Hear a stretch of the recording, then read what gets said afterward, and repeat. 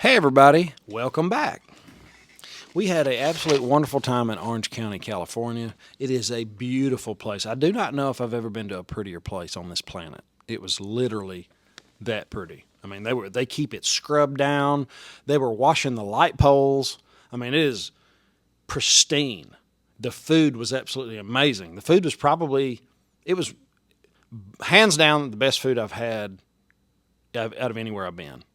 It really was that good. Every place we went to, there was nothing mediocre about it, and it really wasn't priced that high. So if you have a chance to go to Orange County, California, and go to Huntington Beach and go all over the place over there, well, not all over the place. I didn't get to see any of the bad stuff. They said, a few miles that way, it was like a war zone. I didn't get to see that. I didn't want to see it. But where I was at was close to paradise. I mean, it was really that nice.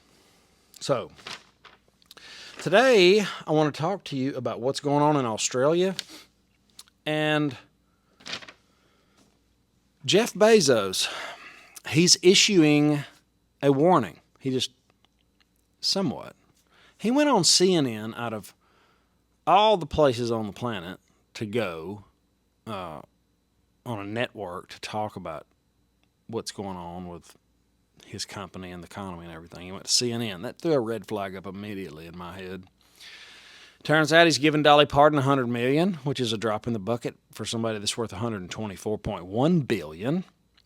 But a matter of fact, I think I'm going to clip that clip in just a second because I don't want you to miss it. Don't miss it. There's a lot of people I know that are getting more in debt.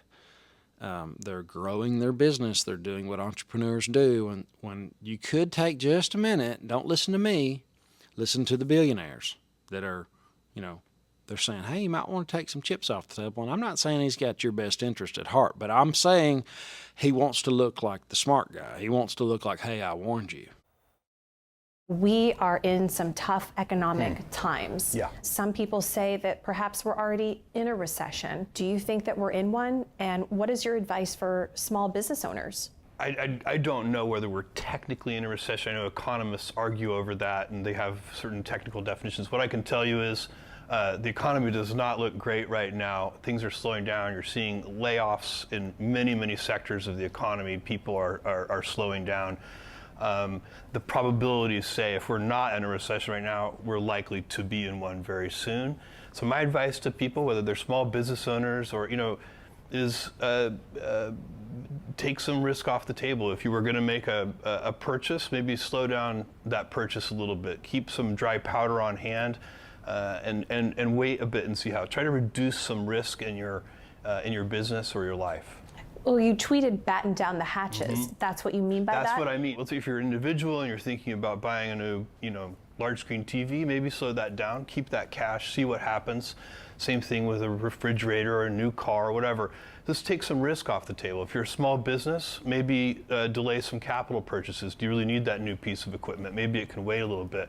Have some cash on hand. Just a little bit of risk reduction could make the difference for that small business if we do get into even more serious economic problems. So you got to play the probabilities a little bit. Any idea in terms of what you're hearing or just with your expertise as to how long this recession could last? I don't think even the most experienced economists in the world can answer that question. It's a very challenging thing to try and estimate. So I think you just have to try and be reasonable about it, take as much risk off the table as you can for yourself. Hope for the best, but prepare for the worst. So he's giving Dolly Parton $100 million to give away with a smile. At the same time, he's laying off 10,000 employees. Now look, I'm not worth $124 billion, and maybe this is the wrong idea. But what would be wrong with taking maybe 10% of your net worth and taking care of the employees that helps you get to where you're at? What would be wrong with that? Taking $12 billion and funding your company, helping them through these hard times that are absolutely coming. I mean, you can define a recession however you want. When the powers that be decide to say we're in a recession, we will be in a depression. And that's not a good time to be all invested in everything. You're going to be like those people that are invested in that FTX coin. They're going to want to know where their money's at. And that's it. That's what happens in a liquidity crisis. People want to know where their money's at because it's gone. It's not here. So just take a little off, back up, just kind of watch out, watch the people, watch the billionaires. That's who we can learn from. Don't ever do anything I say. But you could look at some of the people that I'm trying to put in front of you. You know what I mean? So that's the warning. If I had my hammer, I'd be whooping on this anvil, but it hurts people's ears. And I don't want to ever do that. Okay, our friend from Australia. He's a super nice guy, and he has got some updates from Australia. And before I get into it, if you've got information like this, please send it to ninjanationreport@gmail.com. It's the best news, and if you're overseas or things are happening around you, I've got people in England, I've got people obviously in Australia and all over the planet. So it always happens somewhere else first. So thank you for this. Much love from OZ. Latest updates of reasons to run harder, faster, and further from this place. Amber alert in Queensland for the woohoo bat flu. Masks are back. Guess what's coming for Christmas? I hope not. I hope he's not talking about lockdowns because they're rolling out medicine number 5, the 5th edition of your medicine. If you like to partake in the medicine, that's up to you. Knock yourself out. There's plenty of it, and it's encouraged. And you can wear your mask too. It is not mandated yet in Australia. It's just encouraged. That means if you're not wearing it, everybody's going to look at you with a scowl like you're not doing your part. That's what they did to me.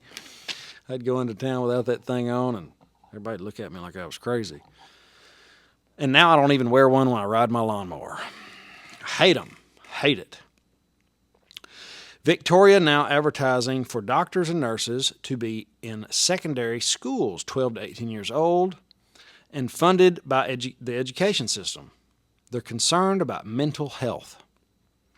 That is very strange.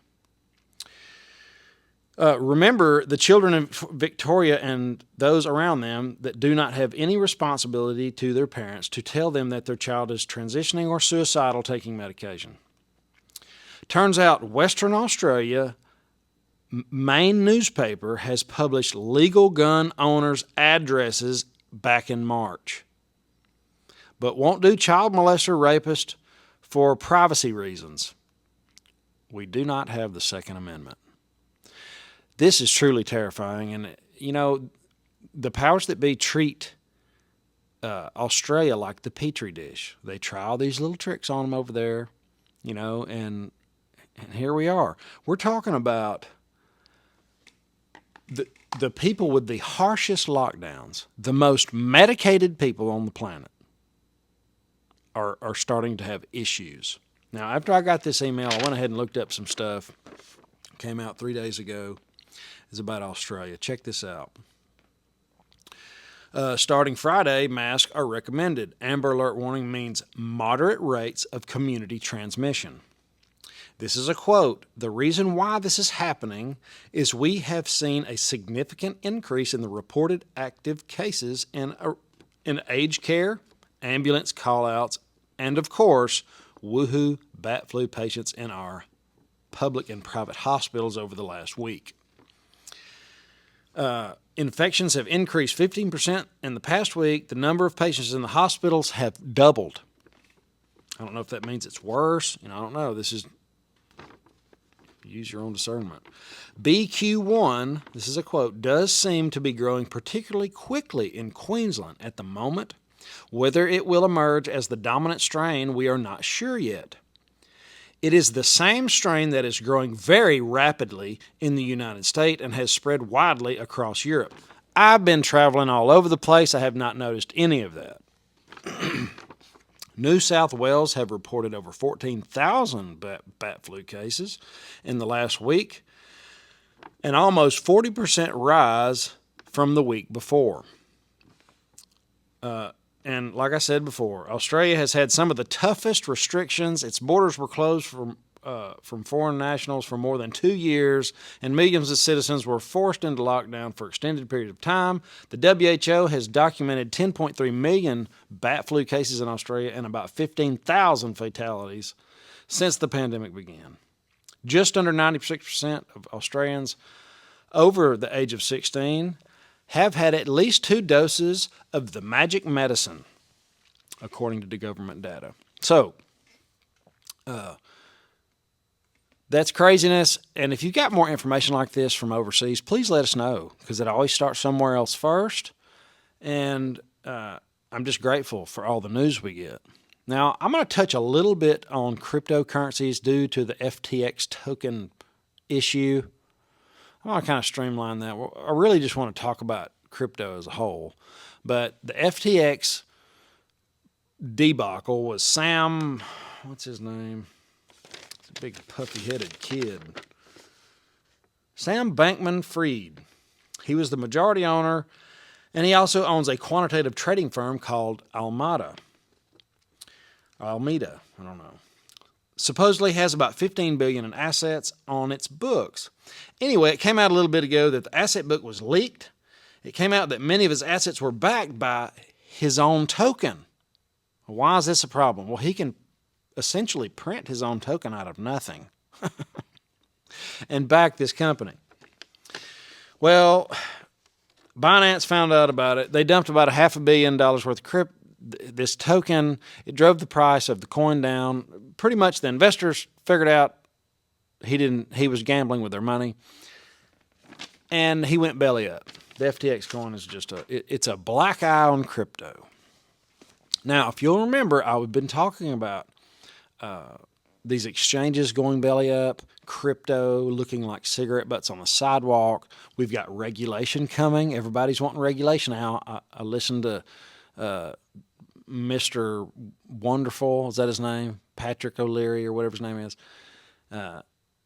He was pushing the FTX. What do you call it? A brokerage? An exchange? He was pushing it pretty hard. So was Meet Kevin and Graham Stephan. They were pushing it. Now it's kind of like, y'all did something bad.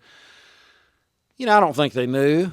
I don't think they knew that the guy was not doing what like he was supposed to. But just know this is part of it. Crypto, I've been relating it to the dot-com bubble. It's actually more like the 1900s stock market. It's like crazy. It is the Wild West. There's no regulation. It is just anything goes. The Thunderdome currency. What I try to look at is blockchain. Blockchain is really cool. If you could wrap your mind around that, it'll kind of help you the way you look at cryptocurrencies. And I know a lot of people are going to say, well, I don't understand it, and that's just the end of it. Well, that's fine. Just buy gold and silver and don't worry about it. But if you did want to speculate 1 to 10%, you might take a look at it. Don't do anything I say. I'm not a financial advisor. I'm just a speculator. I am. And I got a comment the other day about how my grandpa would never gamble in the stock market and wouldn't buy crypto or anything else. And let me tell you something. My grandparents have been investors my whole life. If my grandmother was alive, she would have Bitcoin, Ethereum, and Chainlink, and all of them. Probably have some Dogcoin too. She was into making money, and she was pretty good at it. She's the person that taught me how to negotiate and told me to never pay full price for anything. So you're wrong there. You read that a little bit wrong. But just know things are about to get cheap.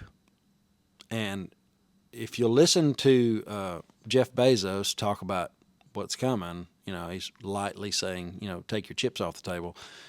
Crypto could be the buying opportunity of a lifetime. And there's going to be people in the comments saying, you're shilling coins. I'm not making any money off crypto. I've never advertised crypto for money. I've talked about them because I think they're going to do good in the future. We're talking, I was looking today, Chainlink was 50-something bucks. It's like $6 now. It's still maybe a $3 billion market cap. It's crazy how big these tokens are, even when they're smashed way down. You know, they're providing something that we can't really wrap our mind around just yet. It's just like I said, the stock market in 1900. Can you imagine the farmers that were plowing their fields with a mule and learning about people taking their money to the stock market and making money? Can you imagine what they thought about, you know? Or the dot-com bubble back before the internet was, it sent a cool text message, you know, or you could search a little bit or whatever. The internet, the people that invested in the internet 25 years ago are not upset that they did so, unless you're like a lot of people that invested in the wrong ones, got burnt, and then just said, screw it, I'm not doing it anymore. That happened to a lot of people. AOL, Pets.com, you know, a lot of people got burnt and said, well, I'm out. And I think that's what's going to happen now. This stuff's going to get so cheap, it's going to get regulated, and they might even tax it 80 or 90%. We don't know. That's why it's a straight up, wild-eyed speculation for me. And 1 to 10% is what I'm going to be speculating with as it gets cheaper. And if you've ever bought anything at $1 and it go to $50, it's life-changing. It's pretty wild. And I would encourage you to take profits along the way. I should have done a little better on that, but you know, I learn something all the time. That's why I'm so happy to say I'm not a financial advisor. Don't do anything I say, because my timing's always wrong. I've never picked the bottom or the top, but I feel like I have a lot of value to bring when it comes to watching the wealthy, providing information where you can make up your own mind. You know, we're all muddling through this together, and it's going to be really exciting. It's going to be really exciting and really fun, as long as we're not part of the problem. If you're part of the problem, I feel like the comments are going to get really hateful later, because me and my kind of people they're bracing. They're doing everything they can to get ready. And it doesn't matter if you're saving one dime, one junk quarter of silver. 90% silver is why you call it junk. Hurting some silver people's feelings right now. Constitutional silver. But that's one thing you can do. You know, it's real. It's hard. It's there. If you don't like crypto, you can do precious metals. You can call Stacey to acquire your precious metals. We can beat anybody's price, usually. So it'll be in the description. I'll pin it in the comments. But I guess that's it, guys. I want you to have an awesome, awesome day. I'll see you in the next one. Later.